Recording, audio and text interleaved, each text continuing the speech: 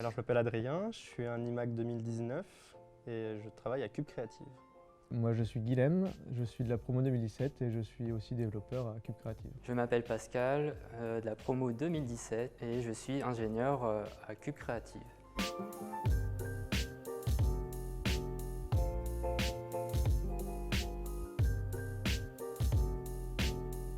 Moi je travaille depuis 6 mois ici, avant j'ai fait un stage aussi de 6 mois. Moi ça fait un tout petit peu plus de 2 ans, 2 ans et 1 mois. Ça va faire 3 ans que je suis à Cube Creative. J'ai commencé par un stage là-bas et ils m'ont repris juste après. C'est vraiment l'ambiance qu'on arrive à trouver, qui est très conviviale avec tous les membres de l'équipe, que ce soit à l'intérieur de la R&D ou juste plus globalement avec tous les autres acteurs de Cube. Moi ce que j'ai aimé c'est les efforts qui ont été vraiment mis en place pour qu'il y ait une organisation de travail qui fonctionne bien, donc que ce soit comme tu l'as dit dans notre service ou dans le service extérieur. Et comme on est tous un peu avec ces esprits-là ouverts, on a tous un peu des choses à apporter et du coup il y a vraiment un melting pot en fait, de choses qui se passent ici et c'est ça qui est vraiment chouette. Faire de l'informatique, de la programmation dans un environnement plus créatif, ici dans un studio d'animation. Et la deuxième chose, c'est de pouvoir travailler avec une multitude d'acteurs, c'est-à-dire je peux travailler à la fois pour des gens qui n'y connaissent rien en informatique ou alors des gens plutôt doués en programmation. Déjà, elle commence pas à 8 h, elle commence bien plus tard parce que notre patron est assez lâche sur les horaires. Mais en général, vers 10 h, tout le monde est là. On commence par tous dire, soit à l'écrit, soit à l'oral, qu'est-ce qu'on a fait hier et qu'est-ce qu'on a prévu de faire aujourd'hui. Tout le monde sait qui est sur quoi à peu près et voir l'avancée de chacun. Puis d'avoir une trace écrite de ce qui se passe quoi. Ouais, c'est un peu ça. Et ensuite, en fonction, soit on a des projets de nouveaux outils qu'on doit développer un peu sur le long terme, donc on fait ça. Sinon, s'il y a soit des urgences ou des trucs un peu plus instantanés et un peu plus, qui sont plus rapides à régler, on va voir soit aider les gens, aider les graphistes ou voir se poser des questions avec les superviseurs. Ouais, généralement le matin c'est plus un peu de support du coup, vu qu'il y a pas mal de graphismes de superviseurs qui arrivent un peu plus tôt le matin et du coup qui ont l'occasion de tester des outils et de voir que possiblement ça ne marche pas, ce qui arrive assez régulièrement quand même. Du coup généralement le matin c'est plus on fait plus ça et ensuite l'après-midi généralement on travaille sur les outils qu'on développe sur le long terme, donc les gros trucs sur lesquels on a des demandes pour faciliter le travail des superviseurs, des graphistes. On a plusieurs tâches à effectuer, que ce soit des bugs ou des nouvelles features à apporter dans nos logiciels. Donc on développe ça et on est accompagné on appelle ça un client, mais c'est plutôt les gens pour qui on travaille justement. Et du coup, on fait nos petites tâches tout en communiquant, en mettant au courant notre avancée à tous ces gens-là. Alors, je travaille à la R&D, recherche et développement, et on développe des outils pour faire de la 3D, pour que les artistes puissent faire leurs créations, leurs dessins animés notamment en 3D.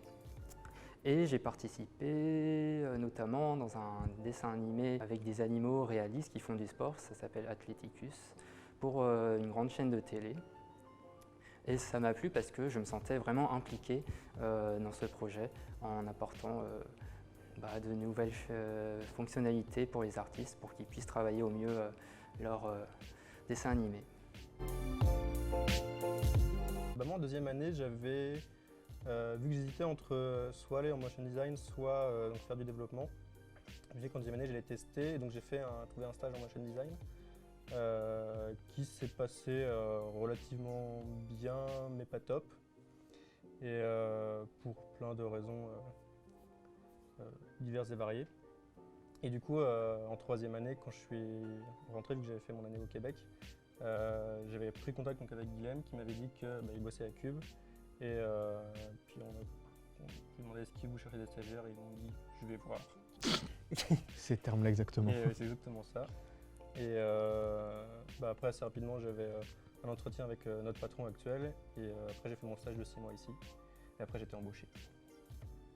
Moi j'ai eu le même schéma de pensée dans le sens où j'hésitais entre le motion design pareil et le développement. Du coup, le motion design métier l'audiovisuel quoi.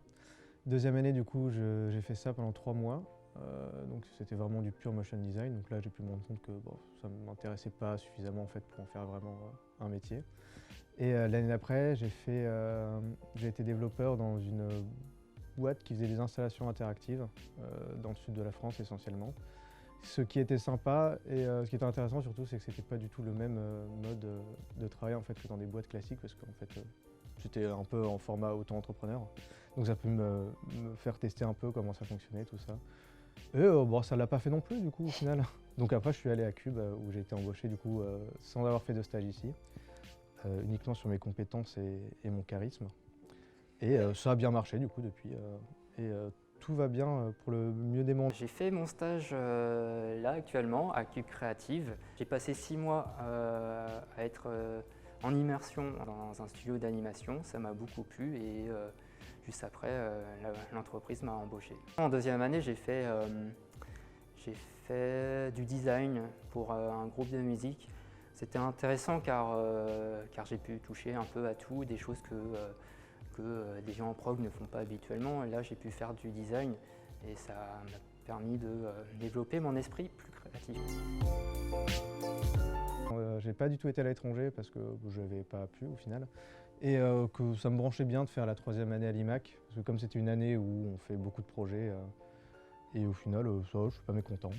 Tous les projets ne se valaient pas, mais au moins on avait une certaine liberté sur ce qu'on pouvait faire, et ça c'était plutôt chouette. Pluridisciplinarité, ouverture d'esprit et photomontage. Moi je dirais bonne humeur, bienveillance et bière. Pluridisciplinarité, créativité et grosse ambiance. Voilà. C'est le PTUT, tout simplement, projet tutoré. J'avais réalisé en collaboration avec la ferme du Buisson une machine interactive où il suffit de dessiner sur une tablette et on devait retranscrire le dessin en son. C'est principalement des instruments de musique. Et ce que j'ai fait, c'est la partie programmation, c'est-à-dire le lien entre le dessin et le son. Bah, je développais. Tu développes? Bon, je faisais du coding. Moi j'étais en pause. J'étais sur mon petit clavier, j'appuyais sur les touches de manière frénétique pour former des mots. Mais des mots compréhensibles par l'ordinateur, sous forme de bits. Eh ben, j'étais en plein boulot, donc merci de m'avoir dérangé. Voilà. Donc je retourne. Allez. Voilà. J'étais malade la semaine dernière, du coup, c'est exactement ce qui se passe dans cette boîte-là quand on n'est pas là à un moment. Il y a une pile de bugs qui s'amoncellent. Et donc là, je suis en train d'essayer de résoudre tous les petits problèmes qu'on m'a signalés juste avant. Et j'en ai pour un moment du coup. J'ai une réunion d'ici une demi-heure. Non, c'est parce que on a conservé des liens avec l'IMAC, avec les étudiants et tout ça. Et donc assez facilement, ils nous ont contactés. Et puis, L'IMAC, c'est pour la vie.